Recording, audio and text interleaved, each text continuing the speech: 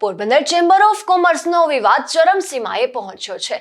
આજે જૂના હોદ્દેદારો બિરલા હોલ ઓફિસ ખાતે આવતા ફરી વિવાદ સર્જાયો હતો અને મામલો પોલીસ મથક સુધી પહોંચ્યો હતો। પોરબંદર ચેમ્બર ઓફ કોમર્સના પ્રમુખ પદનો વિવાદ છેલ્લા ઘણા વર્ષોથી ચાલી રહ્યો છે ને એક તરફ નલિન કાનાણીનું જૂથ છે તો બીજી બાજુ જિગ્નેશ કારિયા અને તેનું ગ્રુપ છે। બંને પક્ષે ચેમ્બરના પ્રમુખ તરીકે પોતપોતાના આગેવાન હોવાના દાવા કર્યા હતા અને મામલો ચેરિટી કમિશનરની કોર્ટમાં પણ ગયો છે।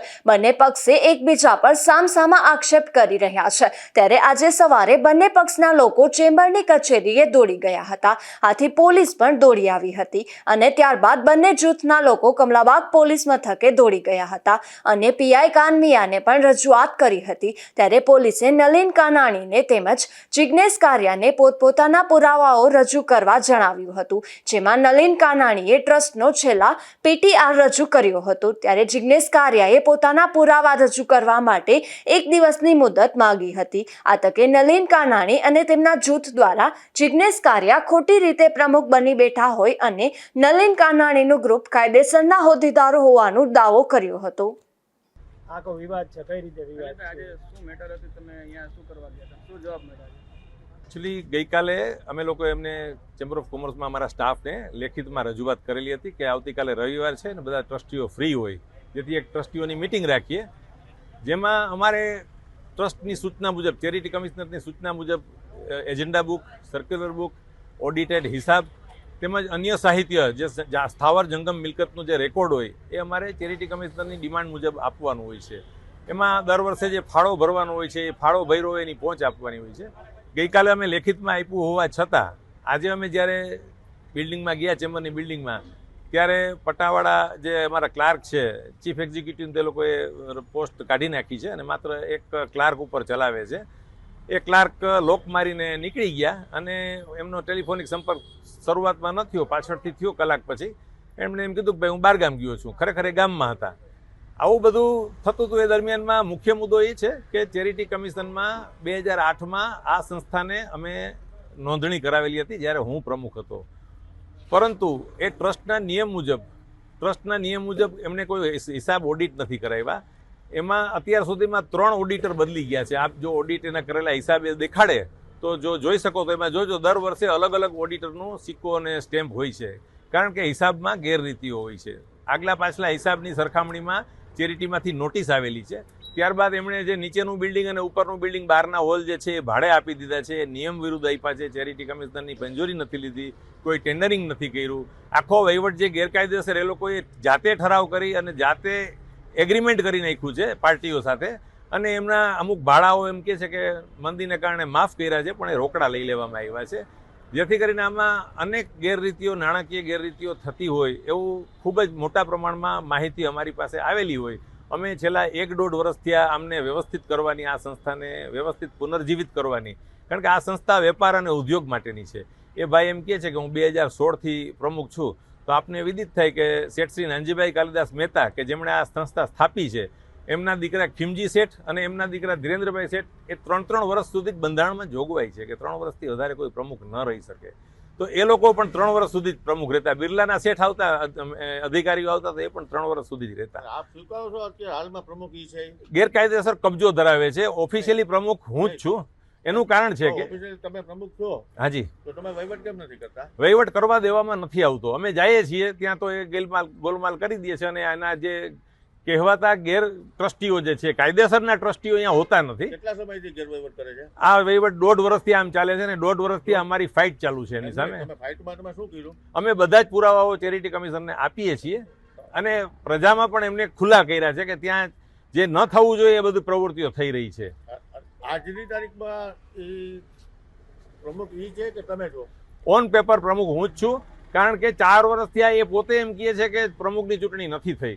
10 વર્ષથી એનો કબજો છે ગેરકાયદેસર। ગોલમાલ એ કરતા છે, તો જેમાં ગોલમાલ થયું એમાં સીધી જવાબદારી તો જે તે પેપર પર પ્રમુખ હોય એની આવે, તો એમાં એટલે એટલા માટે થઈને અમે આ સક્રિય થયા છે કે ભાઈ તમે, અમે એમને 2016થી કપિલભાઈએ લેખિતમાં આપેલું છે, અમે આપેલું છે કે તમે ત્યાં ફેરફાર રિપોર્ટ જો થતો હોય તો કરાવો, પણ ફેરફાર રિપોર્ટ એનો થઈ શકે એમ નથી, કારણ કે નિયમ મુજબ કોઈ કાર્યવાહી નથી। ચૂંટણી નિયમ મુજબ થવી જોઈએ, નિમણૂક નિયમ મુજબ થવી જોઈએ। આજની તારીખમાં દર વર્ષે ચૂંટણી કરવી જોઈએ, એ નથી થતી। દર વર્ષે કારોબારીની ચૂંટણી કરવી જોઈએ, નથી થતી. ચેમ્બરની વેપારી પ્રવૃત્તિઓ દર વર્ષે દર મહિને જે કરવાની થતી હોય છે. ચેમ્બરમાં 14 કમિટી છે. એ 14 કમિટીમાં આજે હું તમને કહું, પોરબંદરથી દિલ્હીના કેન્દ્રના મંત્રીઓ અહીં બેઠા હોય છે અને બીજી સંસ્થાના ડિસ્ટ્રિક્ટ ચેમ્બરના હોદ્દેદારો દિલ્હી એમની સાથે જઈને રજૂઆત કરે છે. તો પોરબંદર ચેમ્બર કેમ રજૂઆત નથી કરી શકતા, કે કેમ એમને કોઈ બોલાવતા નથી કે રજૂઆત કરવા આવો? એને એવું કીધું કે 2008 થી 2014 સુધીના ડોક્યુમેન્ટ તમે રજૂ નહીં કરી, એ શું છે? 2008માં તો સંસ્થા રજીસ્ટર્ડ થઈ.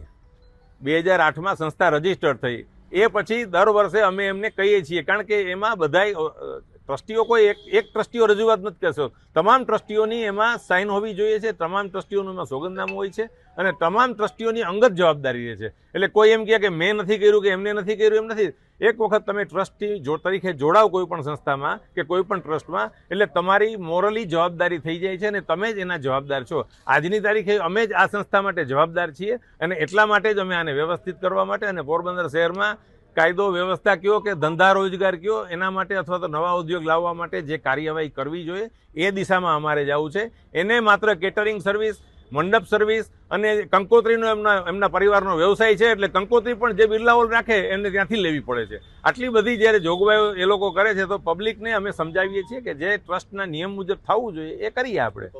તો આજથી આ અત્યારે જે છે ટ્રસ્ટ, એની જવાબદારી તમારી કે એની છે?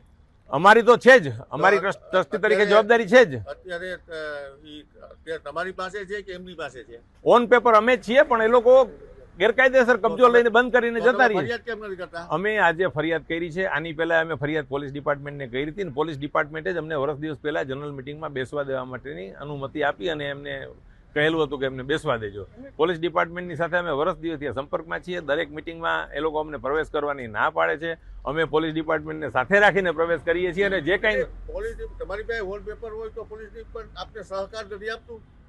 ત્યારે એમ કહે છે કે થઈ જશે, આ લોકો જવાબદાર લોકો એમ કહે છે, પણ સરવાળે એક ટોળકી છે, એક ગેરકાયદેસર આ જેને કહેવાય ને કે વ્હાઇટ માફિયા, આવો એક વ્યવસાય પોરબંદરની અંદર વ્હાઇટમાં. ખરેખર પોરબંદરમાં કોઈ તકલીફ છે જ નહીં. આ બધી આવા મિત્રો સહકાર ન આપતું તમે કોર્ટનો સહારો કેમ? આજ દિવસ સુધી એવું હતું કે ભાઈ કોર્ટમાં જ્યાં સુધી ચેરિટીમાંથી નિર્ણય ના આવે ત્યાં સુધી કોર્ટમાં ન જઈ શકાય. ચેરિટીમાંથી નિર્ણય આવે એ પછી રાજકોટ ચેરિટીનો નિર્ણય આવી ગયો છે અને હજી પણ રાજકોટ ચેરિટીના નિર્ણયને જ્યારે પોલીસ ખાતું જો માન્ય નહીં રાખે તો અમારે હાઈકોર્ટમાં જવું પડશે. ચૂંટણી દર વખતે થાય છે, ચૂંટણીમાં દર વખતે એ જીતે 600 વેપારીમાં સૌથી વધારે મત એને શું કામ મળે? જો એ ખોટો હોય, અત્યારે ખોટો હોય તો દર વખતે વેપારી એને શું કામ મત આપે? એમાં એવું છે, હકીકત એવું છે કે આજે મારણા મિલ બંધ થઈ ગઈ, આપ સૌ જાણો 40 વર્ષ થયા, તો મારણા મિલનો હજી પ્રતિનિધિ મતદાન કરવા આવે છે. મારણા મિલનો પ્રતિનિધિ છે, મારણા મિલ બંધ થઈ ગઈ છે.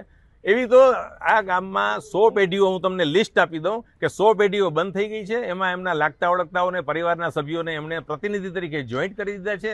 પાછલા બારણેથી અમુક સભ્યોને લઈ લીધા છે. ઇવન ચૂંટણી સમિતિમાં પણ ગેરકાયદેસર વેપારીઓને પ્રવેશ કરાવીને ચૂંટણી સમિતિમાં અધ્યક્ષ બનાવી દીધા છે. આજે જ તમને કહું કે એક પત્રિકા હમણાં એમની બહાર પડી છે, તો એમાં અધ્યક્ષ તરીકે ગોપાલભાઈ મજીઠિયાનું નામ છે, જે ખરેખર ટ્રસ્ટી છે જ નહીં.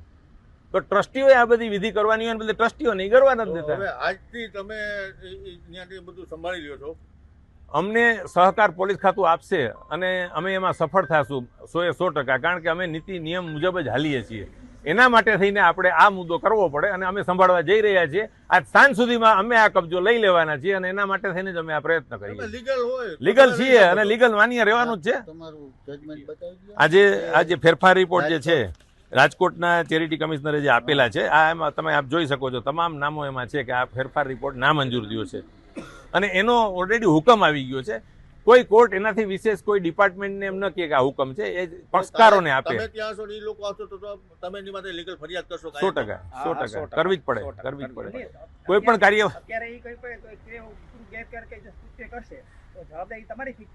એટલે જ અમે કહીએ છીએ ને કે ભાઈ આને એમાં જે કંઈ આજે જો એ સંસ્થાને ખુલ્લી મૂકી દઈએ, મોકળું મેદાન આપી દઈએ તો વ્યવસ્થિત સ્વાભાવિક છે કે ત્યાં કાર્યવાહી ગેરકાયદેસર થઈ શકે.